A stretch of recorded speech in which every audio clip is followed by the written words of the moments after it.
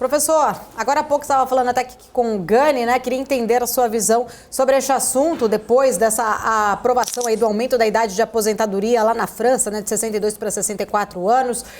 Da forma como foi feita ali, né? Sem a aprovação do Congresso, na força pelo governo. Como que fica a imagem de Emmanuel Macron, você acredita, diante dessa notícia, né? Dessa aprovação aí, dessa subida da aposentadoria, dessa reforma da Previdência por lá?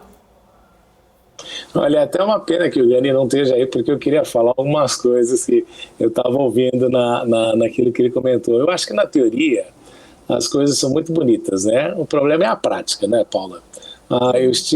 Passei a semana passada na França, e embora a gente possa achar que 2 anos na questão da aposentadoria não seja grande coisa, o problema é como é que você acha emprego nessa época da vida se você perde ou você se torna um desempregado aos 60 anos de idade e você não consegue se aposentar mais em razão dessa questão do aumento da legislação.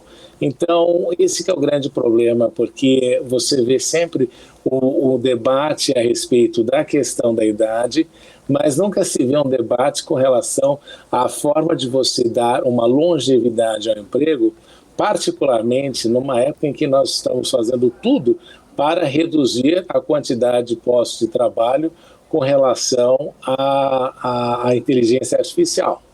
Veja só, né, Paulo, você está há alguns anos no jornalismo, com certeza você vai se lembrar que quando trabalhava logo no início, tinha um monte de cameraman que ficava atrás das câmeras justamente cuidando do enquadramento. Hoje em dia tudo isso passou a ser automatizado e as pessoas perderam o emprego.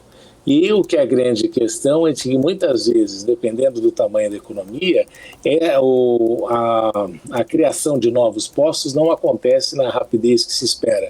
E é o caso dos países europeus, que também não têm tido o crescimento econômico necessário para justamente criar novas oportunidades, porque não tem vindo, e esta é uma grande realidade, nada disruptivo em matéria de tecnologia da Europa que lhes garanta também aí um acesso e a criação de novos mercados e de novos postos de emprego. Então, é normal a reação da população nesse sentido, justamente quando ela antevê que a situação, a possibilidade do desemprego e da continuidade da dependência fica muito maior à medida que essas leis são adotadas. E, obviamente, que a imagem do presidente Macron não é que ele não tinha prometido isso, né? Não é que ele não havia comentado sobre isso durante a sua campanha eleitoral. Mas ele não é o presidente, ele não é, entre os franceses, aquele que tem um carisma sobrenatural.